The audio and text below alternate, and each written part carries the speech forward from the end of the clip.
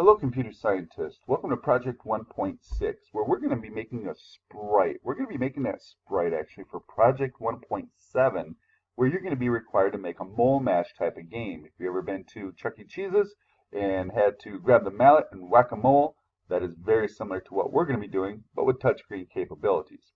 Now, they ask you to go out to the internet and find an image that you are going to be taking something out of that image to make a sprite. Or you can take a selfie, maybe take a picture of your mouse that may be around your computer, whatever. If you do take a picture of somebody else, make sure you ask them for permission to use them and don't just assume you can. Once you have gotten your image, please go ahead and save that to your Project 1.6 folder. I, for simplicities, have saved my picture to my desktop. And I'm just going to open this up. Now, this is going to open up in Windows Photo Viewer. I know they say we're going to use Gimp. We'll get to Gimp in a second.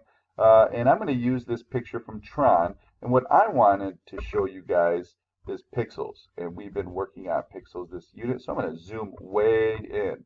And so if I kind of scroll over to the light area of that vehicle, you can see where we have some very bright white, maybe a little light blue in there, to a lighter blue, to darker blues, to even some blacks over here. And if you look closely, they are their own pixels, have their own distinct hexadecimal color. And each one is its own distinct color. Now, they're in little blocks there, and so when I zoom in, you can definitely see the pixels.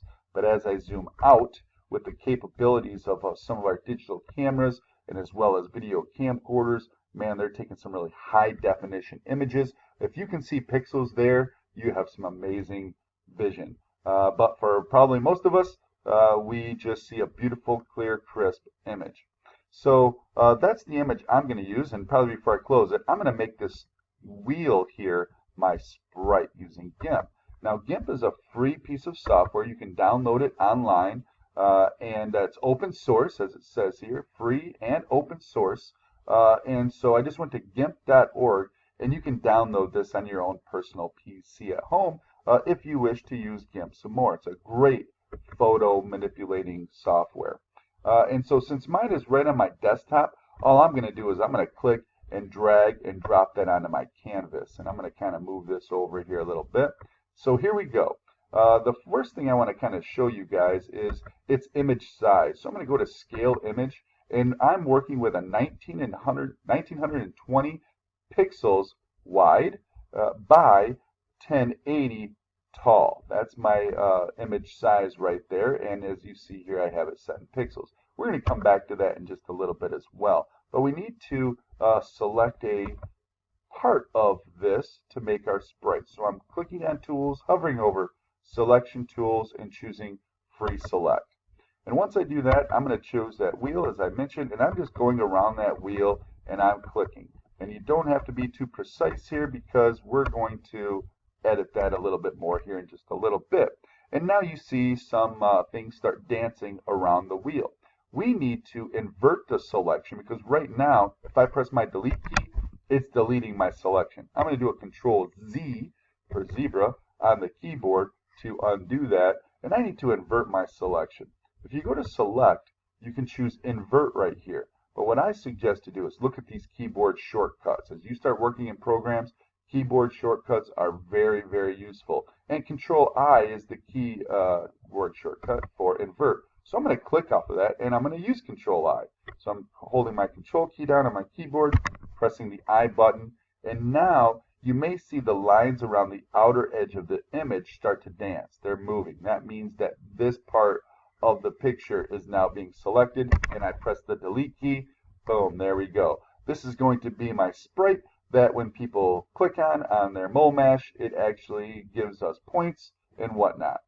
But just to show you again, image, scale image, our image is still at 1920 by 1080. So if people were actually touching around here, they would actually be touching your image. Well, you don't want that. You want them to be touching this. We'll come back to that here in a little bit to scale that down.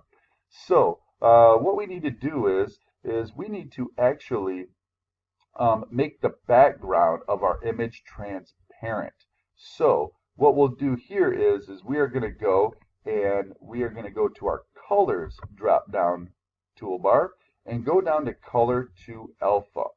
And now it's saying, okay, we want to go from white to transparent. All right, and we're going to choose OK. And now you can see the outer portion of this is now transparent. Excellent. All right, so we're still at 1080. If you look at our scale here, 1920 by 1080 high. So we still need to scale that down, and we'll get to that in a little bit. But before we do, I need to erase some of that outer edge. And so by default, it comes up with this very blurry type of button down here. I'm going to change this to this more solid circle. And I'm at 20 pixels right now, and if you can barely probably see the little circle, because I am down to 50% for this image size, I'm going to blow it up to about 400%. Where'd my image go? I need to go find it, so I may have to scroll over. There we go. And I'm going to scroll down here a little bit. And now I am just going to scrub. Now you can see, since I blew it up, that my circle is much larger. So you may have to come over here and play around with your size of your actual wheel. You can actually drag this as well and move this over. And I'm gonna leave mine to right around 20-ish if I can. So there we go. And so I'm just gonna scrub around the outside of this. And oh, you know what? It's actually, I need to invert it again. So you can either go to select, invert, or control I on the keyboard. Because I was actually still working on the outer edge of that. Now I can come in here. So once again, control I on the keyboard, invert it, so that way you can work on this. And as you can see, I just want to use this neon ring, if you will, and get rid of the outer portion of it. So I'm just dragging around it. I may have to come down here, scroll down a little bit, and continue to drag. Now, what I suggest to do is do this in small increments. Let go of your left mouse key once in a while. So that way, for example, if I'm going down, I just let go of my mouse key and I slipped into this. Oh, I didn't want to do that. Control Z on the keyboard, and I can start over. And I'm not starting over from the beginning, just from where I lifted that mouse button. So I'm lifting the mouse button again, holding the mouse button, and so that way it will select what I want. Now, I'm going to pause the video because you don't need to watch me go around this whole wheel and select everything, and I'll be back here shortly. Alright, I've just gone around my picture and took out what I wanted to. So I'm going to scale that down to about 100% again. And so you can see I still have some stuff on the outside. That's fine. I'm just going to scrub this over a little bit to make my wheel a little larger. And I'm just going to get rid of that stuff on the outside real quick and scrub that out. So let's go down. Am I missing something down here? No, looks like I got it.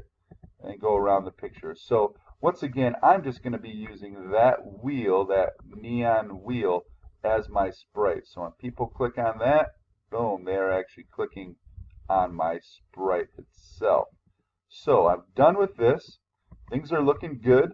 All right, but what I want to do now is I need to crop the image. I don't want it to be 1920, that huge background. So here in my toolbox option over on the right, I'm going to choose my X-Acto knife, if you will, to crop this. And so I'm going to start in the upper left-hand corner, and I don't need to be 100% precise here, because what I'm actually going to do then is I'm going to make it a little bit bigger so I can show you. If I go into the middle bottom part of this, I can click and I can drag this up. Now you can also do so from the corners, but I'm just going to kind of show you from the sides, and I'm going to go right to the edge. That edge looks good. Looks like I need to bring that in. Once I do that, all I need to do is press the enter key on the keyboard, and now that picture, if you look at my toolbar up here, or the the ruler bar, you can see that now I'm not at 1080. I'm at about maybe 140, if you will. But let's go ahead and check and see.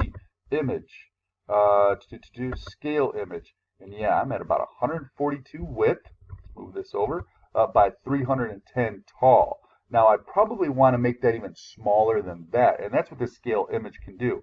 Right now it's locked. So if I ever change the width, let's just throw this to 100. It also, and press the enter key, you can see it brought the height down to 218 from 300 and something, because they're locked. They want to keep this proportional. Just to let you know, you may even want this smaller than that. You want to think about your resolution of your tablet itself. So I'm going to go 50 width by 109 tall, and choose scale at this time. and that's bringing it down to about this size here. And once again, if you look at your ruler bar, you can see that I'm even down from that previous scale. So that's the size that I'm going to use. Now, I may even want it smaller than that. That's going to be a trial and error on your part when you put that into your Sprite Smash game. You can always come back and edit this in Gimp. Just throw the picture right back in and scale it down even further than that. But at this point, I think we're pretty good to save it. So I'm going to go to File, and I'm going to do first Save As. All right, and this is saving it as an XCF, and I just have it saved as Project 1.6 Sprite.xcf. That's a Gimp file image, if you will. So I'm just going to go ahead and save that, and it's saving to my desktop. And as you can see, what appears on my desktop is the little Gimp image. So if I ever want to edit that image, I can come back and do so. I'm also now going to do a file export.